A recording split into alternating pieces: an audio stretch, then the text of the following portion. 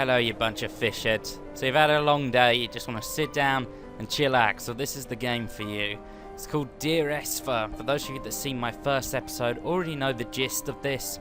It's a game about a man lost on an island, recalling the last regrets of something horrible that happened to his wife and a friend of his known as Donnelly. And as we explore the island, he slowly narrates the story and we piece together what happened. The game is absolutely beautiful eye candy and is more of a work of art than it is a game in the traditional sense. But if you like storyline, you just like, well, pretty graphics. By pretty graphics, I mean pretty by Half-Life standards. It's own artistic style, but not exactly Crisis level of good looking. Also, I found out something very interesting about this game. It's made by a group called the Chinese Room. Now, I didn't think anything of this until I watched PewDiePie's first episode of the new Amnesia, Machine for Pigs. And that is also made by the Chinese Room. So the same people that made this are working with Friction to make the new Amnesia. And I tell you what, they're certainly good at building atmosphere. This is a really nice, creepy sort of vibe to it, without ever having to really show a monster. It just kind of has the feeling of like loneliness.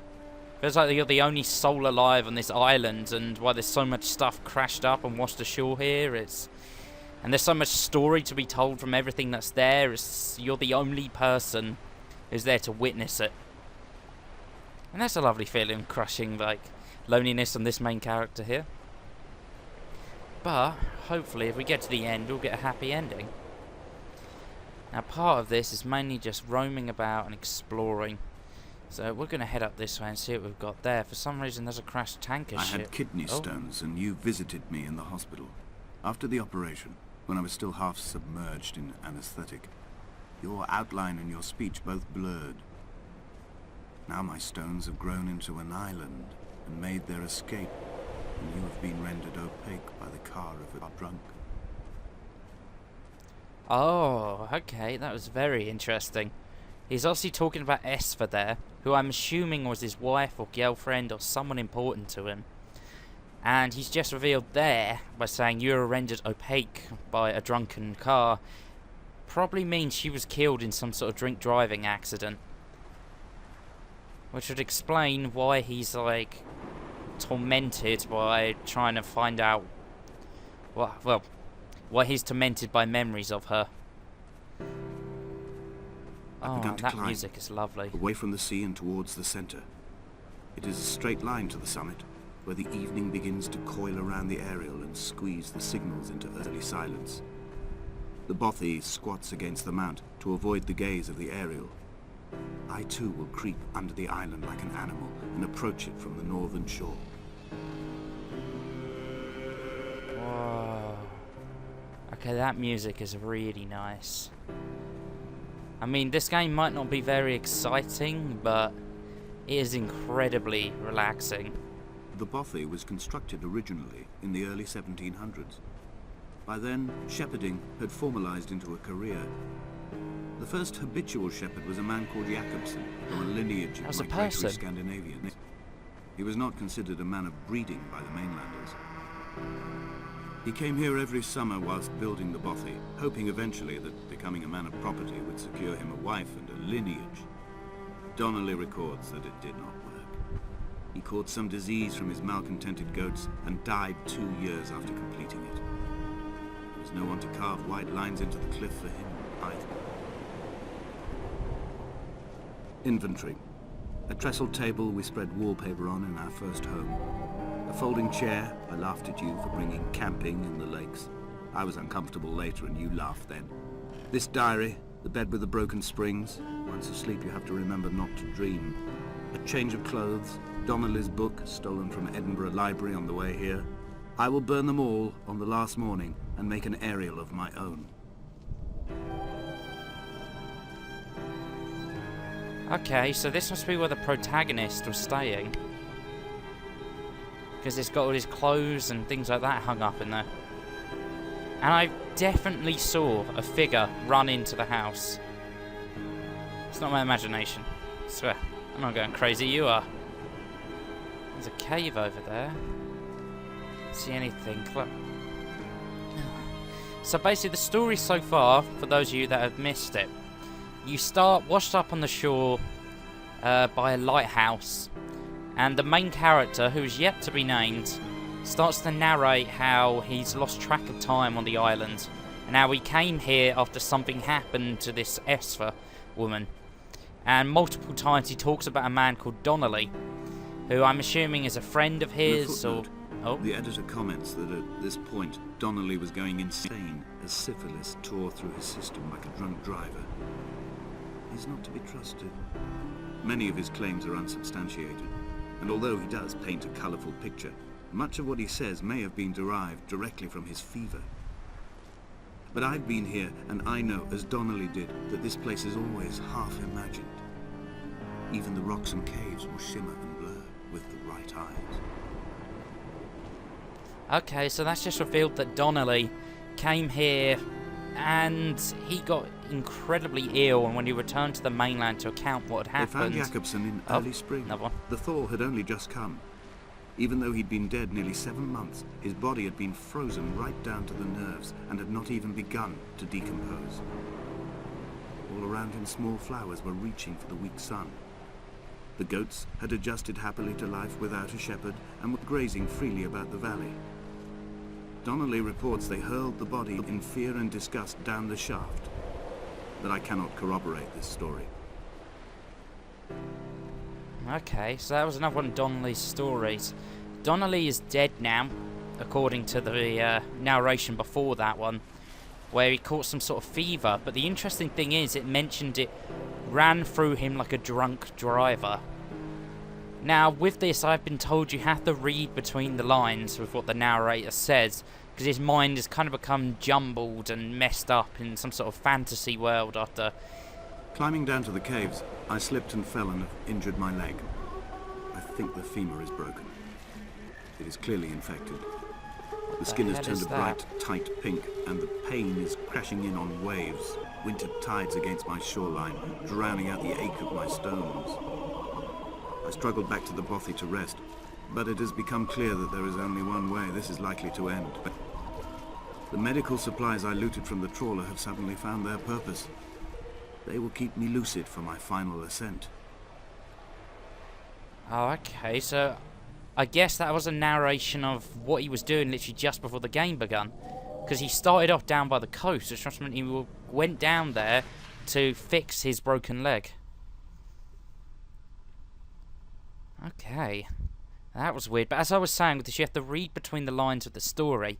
And there's obviously something with his wife was wiped out by a drunk driver. And he mentioned earlier in the first episode about he couldn't find a certain location on the M2, which is a motorway. So what I reckon is Donnelly was either in the car, being taken to hospital maybe for his fever, or he was the drunk driver and he crashed, or was in the crash, that killed Esther. Donnelly's addiction is my one true constant. Even though I wake in false dawns and find the landscape changing, flowing in constantly through my tears, I know his reaching is always upon me. Whoa. Oh, okay, that is really pretty. Wow. Oh, wow. I mean, like I said before, it might not exactly be like Crisis level of graphics, but still doesn't stop it from being pretty. But yeah, one thing I noticed from that is that those symbols on the wall are actually the chemical equation for alcohol. And as it was mentioning Donnelly's addiction there, so I think Donnelly was the driver of the car, either in the same car as Esther, or a car that crashed into Esther. And this main character either knew Donnelly personally, or became so obsessed with the man responsible for the death of his wife, that he looked through all of his journals and whatnot, and he found out about this island. And then, maybe for some reason, we'll find out later. Oh, wow. Wow. This game really is like a piece of art. Seriously, the music sat by the side of the road. I was waiting for you to be cut out of the wreckage. The car looked like it had been dropped from a great height. The guts of the engine spilled over the tarmac, like water underground. Okay, yes, that definitely confirms the car crash. And Donnelly survived the crash, apparently, according to that. So he was sitting on the side of the road. Yeah, I definitely think that Donnelly was the one responsible for the crash. Esther died in the crash. And then reading Donnelly's notes, or maybe Donnelly telling him himself, he went to this island as a sort of way to spend his last days, falling into a deep depression. And now he's wandering, I'm not sure where, but I'm sure the final objective of this place will wrap everything up on why we're wandering this island. Oh. Man, I know I've said wow a lot of times, but serious kudos for the guys that like level designed this game.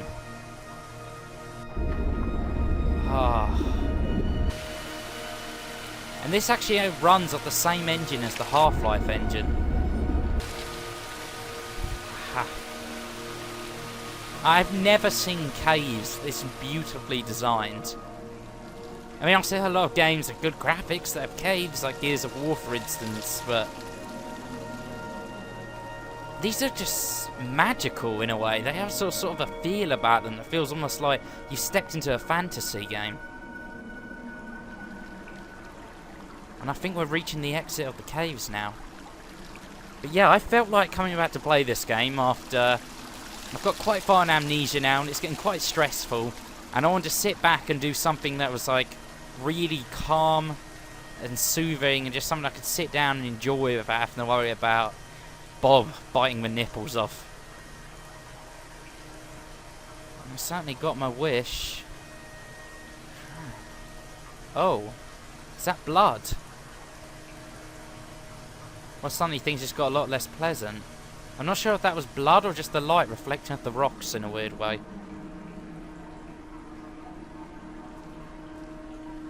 Man. This is getting very, very tight. I don't like this. Now, so far, this game has been quite faithful in not trying to scare me. But I'm starting to wonder if it's setting up some kind of very grand build-up for some big old scare, because I have no idea where this is ultimately leading to. And if these are the same guys that are making Amnesia, then I trust in their creepy credentials. Oh. I am traveling through my own body, following the line of infection from the shattered femur towards the heart. I swallow fistfuls of painkillers to stay lucid. In my delirium, I see the twin lights of the moon and the Ariel shining to me through the rocks. Is that a fish? Wow. Is that a whale down there? Okay, we're going to walk down to this way, guys. And then I think I'm going to end the episode there, because this chamber appears to be massive. So I think we could get a good whole episode out of just exploring this. First, we're going to see what's going on down here, because it looked like the outline of a whale cutting the rocks. There's some kind of symbol there. What does it all mean? What does it all mean? That kind of looks like a rabbit. I don't know, is it just me, or if you look at it from the right angle, it looks like a rabbit running. Oh, okay, it wasn't the outline of a whale. It kind of looked like it from the distance. I guess I've just got a vivid imagination. Oh, well. If we stay still, it actually moves us downstream.